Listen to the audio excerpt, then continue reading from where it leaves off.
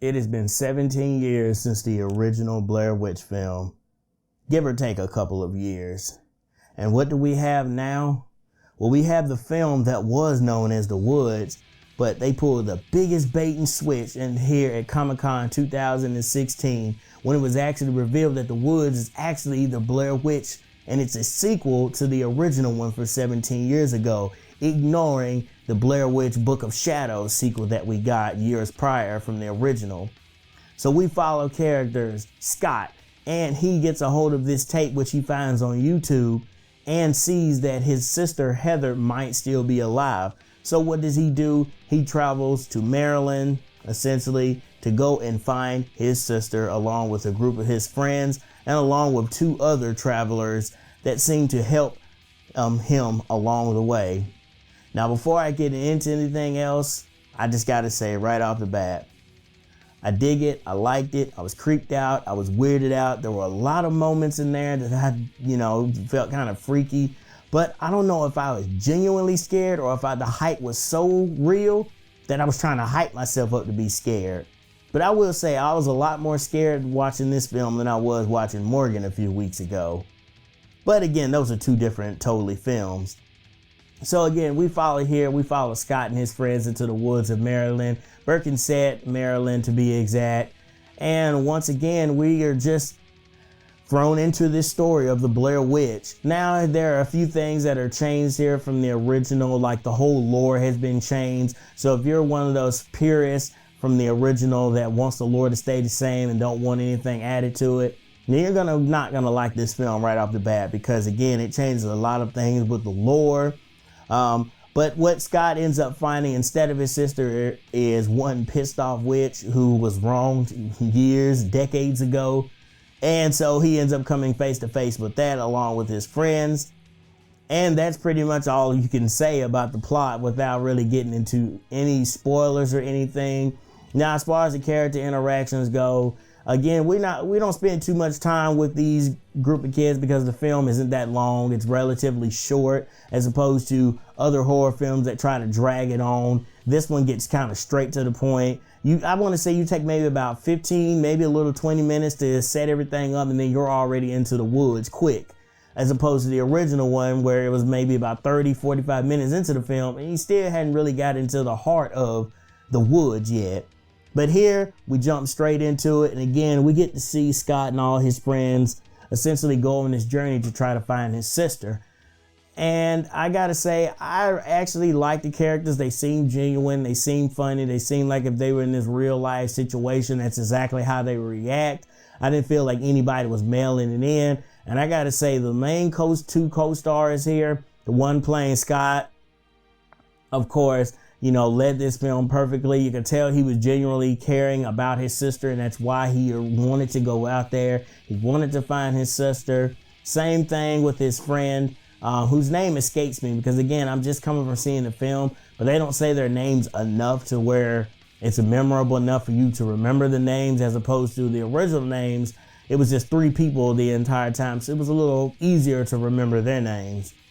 Now, getting into some more positives about the film, I gotta say the jump scares, certain ones were utilized right, but there were some that weren't necessarily that great. I'll get into that later. But I want to say the plot wasn't bad. It didn't get too convoluted. Again, the characters were really nice. I generally got a sense for them and actually cared about what was going to happen to these characters.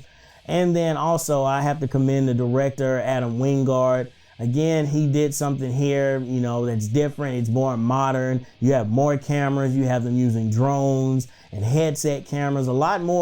They're a lot more technically advanced now than we were back in the early 1990s. And so we have all this technology now, so that's really integrated into it, including walkie-talkies, which actually is a crucial part in the film as well. Now getting to some negatives. I don't want to go on this big long rant about how it's not as good as the original, because again, it's always hard for a sequel to live up to its original predecessor. So let's go ahead and get that off the bat. No, it's not necessarily as good as the original, but it does add something to it, and it does still somewhat capture some of that essence and that flavor and that scariness from the original. But some of the negatives I gotta say here, again, with the characters, I mean, again, they were fleshed out and you cared about the characters, but again, some of them were so one note and some unmemorable, you don't really remember their names. Like, I remember most of their names, but not all of their names. Again, and most of these actors are unknowns. We haven't seen much from some of them. I think a few of them have been in the VHS films, especially one of the other female co-stars. I remember her being in the first VHS. But again, getting into some more negatives, I felt like they messed with the lore a little bit too much. It's okay if you want to expand upon it and make it a little bit bigger and make a little bit more sense, but you don't want to over convolute it with too many details here and there. So it got to the point where I was like, okay, so are we completely like ignoring what they said in the first one and just supposed to buy into this now? I mean, again, it's 17 years later and, you know, people can come up with all kinds of speculations and things, but, you know, that's just how I personally feel about it. I felt like the lore was a little too convoluted and they tried to make it too big and to the point where it seemed unrealistic, whereas opposed to the original one could have been, you know, more realistic than this one. And again, there are certain things that go on here when they get later on to the climax of the film that kind of necessarily don't make sense, that don't line up with the original movie, because again, in the original movie, it stands on its own.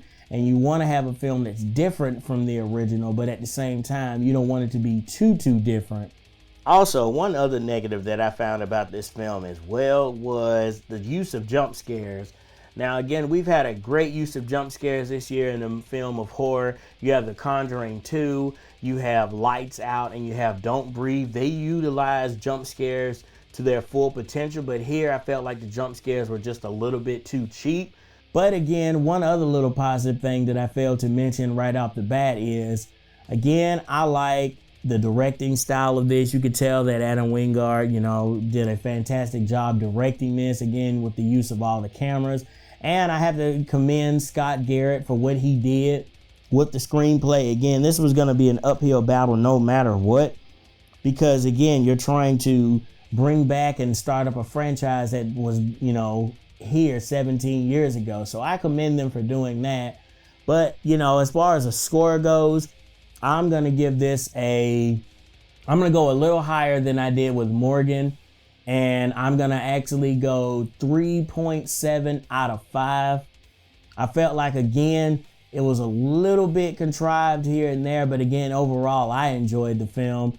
But with that being said, guys, that's going to be the end of this review. But have you seen the Blair Witch film, and do you plan to go see it? If you do, make sure you drop your thoughts below in the comment section. I'm also going to leave a video in the description that kind of explains the ending, because the ending here is a little bit confusing. And so this guy has his own little theory as to what he thought about the ending. So I'm going to leave a link to that in the description below. But also post your theories down in the comment section below once you have seen the film, and let me know what you think, how it worked out, what the ending meant, and what did you think of the film overall. Let me know down in the comment section below. Thank you again so much for checking out this video. And as I always say, I'm Testified to the Music, aka Mikey Savage 21, saying peace out.